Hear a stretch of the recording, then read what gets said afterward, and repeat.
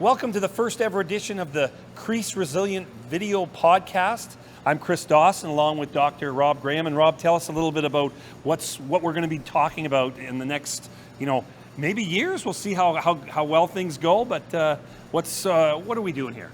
Well, Chris, first of all, it's a real honor to be with you doing this podcast, Crease Resilience. You and I, both being goaltenders, have some real insights into the position itself from an experiential standpoint, but you being intimately involved with hockey as a GM, and we'll talk more about that, myself as a goaltender coach. Many times you and I in our conversations have thought, wouldn't it be really cool to have some type of a podcast to bring some deeper insights to the general public about these young men and women that play the position, and as you've mentioned too, Chris, we've got some really interesting stuff in store where we're going to dig into the archives. You have a lot of video footage. You have some really interesting interviews that you've conducted with NHL players. So this podcast is really going to delve into the psyche behind playing this position. But we're also kind of vintage, Chris, you and I. We're vintage kind of guys, and so we're going to go into the tickle trunk a little bit, and we're going to look at some of the older equipment and compare it to some of the newer equipment. But I think overall what we're going to provide is we're going to provide some great entertainment, some great insight, and we're going to have some fun talking about something both you and I really love, and that's the position of goaltending.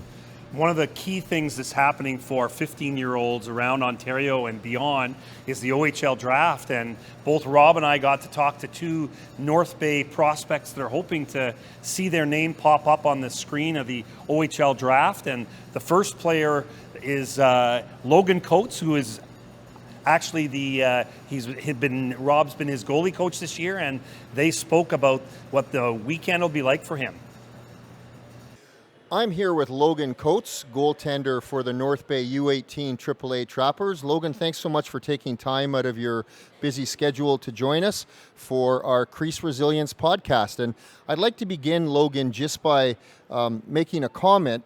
This year, your coach, Coach Guy Blanchard, said to me at one point during the season that you were unequivocally the most improved player on the team by far. Coming from a coach like Guy Blanchard, who's literally coached thousands of players over the course of his career, what does that mean to you? Yeah, I mean, it's remarkable, really. Guy doesn't generally say too much about players' improvement, and so, I mean, for a guy like that who's coached so many players and kids who went somewhere, it really does mean a lot, and it just shows that hard work doesn't go unnoticed. So yeah, I agree with that. I think it's a great testament to you, and I think it's a testament to your work ethic. Now, you and I have done a lot of work together this year on the ice, but we've done a lot of work together off the ice on the mental side of the game. Coming into the U18 AAA Hockey League, can you tell me a little bit about what you've learned about the importance of the mental side of the game? The mental side is just as important, if not more, than the on-ice stuff, because if you're not strong mentally, you can't succeed.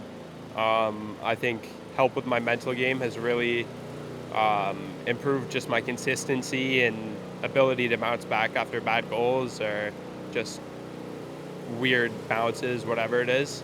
And just for consistency, I mean, really just having a good pregame routine and not getting the what-ifs, as you would call it. It makes an unbelievable difference.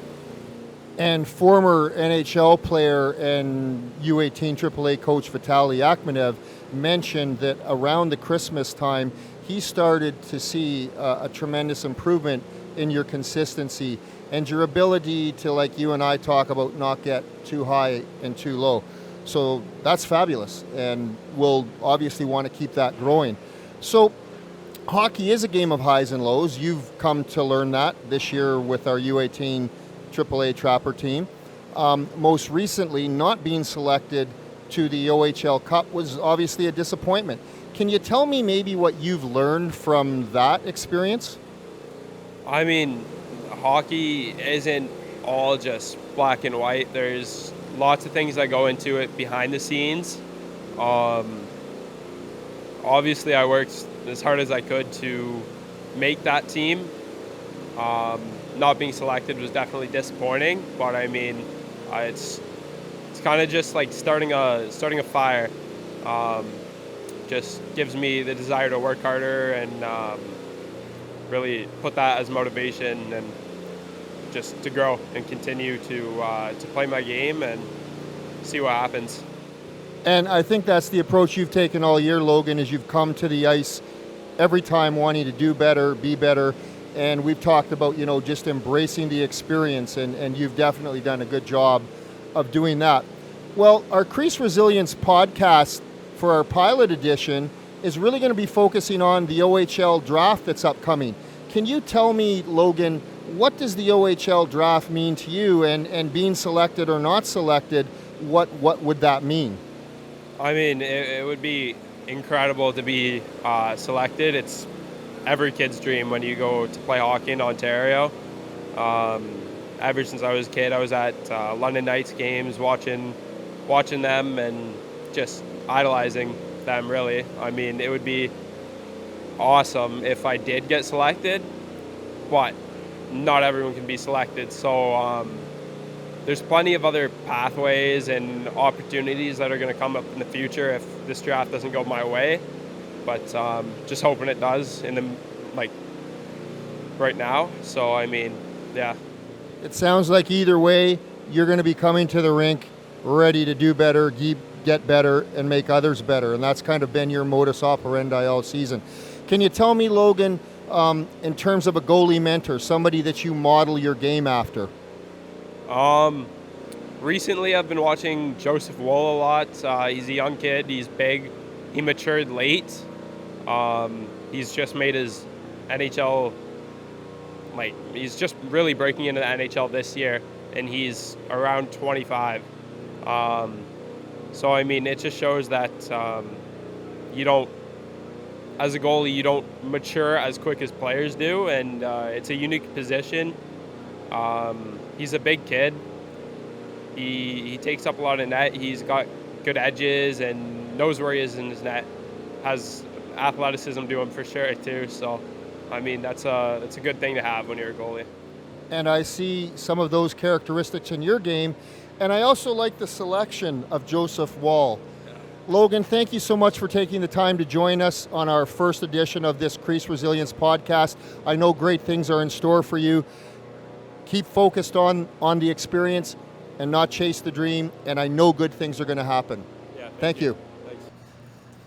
All right, that was a great interview you did, Rob, with Logan Coates. You were his goalie coach. You were also Carson Ruddy's goalie coach, and he's also another goalie that's looking to go in the draft too. Yeah, and Chris, we're going to be throwing to an interview you did with Carson just a moment ago, and I know that you asked some really great questions of Carson about what some of his expectations are going into this OHL draft weekend. And you can only imagine being a young goalie in their shoes and that dream and some of that fear of possible failure, but then the total excitement and exhilaration of getting selected into the OHL. And you know about it because your son actually was one of those individuals who did experience and get to live that dream. Absolutely, and here's the interview. All right, we're here with Carson Ruddy, U18 AAA Trapper star netminder. And Carson, let's start from the beginning of the year. Your first year with the U18 Trappers as a I guess you can't say minor midget, U15 goaltender in your draft year. Tell me a little bit about preparation and going into the season, some of the things that you did to get ready for your first year. Yeah, I mean the Poisson Voodoos rookie in camp was a big help to step up my game to some older players facing harder shots, and kind of rolled me into the season. I got a good start and started this team off strong. You and you got a dub in an exhibition game. I might have a little bit of familiarity. You played really well, and I just one of the things that I know talking with our staff about you, Carson, is you just seem to be so calm in that, and it can be a real stressful position. How do you kind of get yourself ready mentally to be able to get rid of all that white noise, whether it's a crazy crowd in Kapuskasing or a busy building here at Memorial Gardens for a game?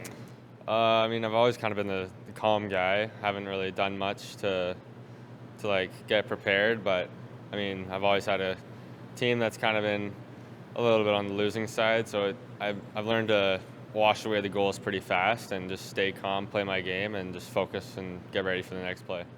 As a calm goalie, who do you kind of look up to as kind of your role models as goalies out there? I think Devin Levi's pretty calm. He just stays calm, moves his feet, and just beats the puck and just plays his own game.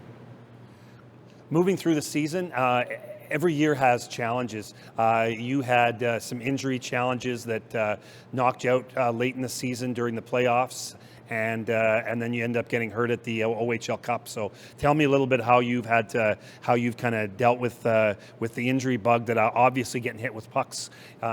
You're going to get injuries, but tell me a little bit how you've dealt with that this year. It was definitely difficult.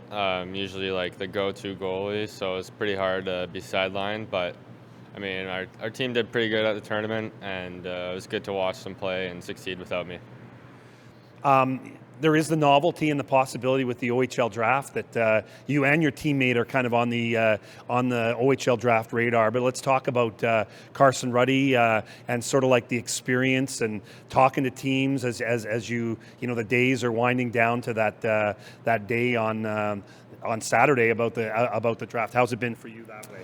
I mean, it was pretty difficult to just kind of keep going, but after I got some emails, it kind of gave me some more motivation to get better and keep going, push through it. But it's hard to kind of brush it out, but I think I did pretty well at it, not worrying about it and just stick to my game and help my team win. Maybe and last question, is there anybody that's given you some really good advice this year about goaltending and about the OHL draft that you've kind of said, hey, you know what, I'm glad that person told me that? I think Rob's saying it's not about the destination, it's about the journey is pretty relatable, and it's always been in my head since the start of the season. Got to throw some love, though, to Rob Graham. Chris, we're standing in front of the North Bay Centennial kind of Hall of Fame, I guess, if you will.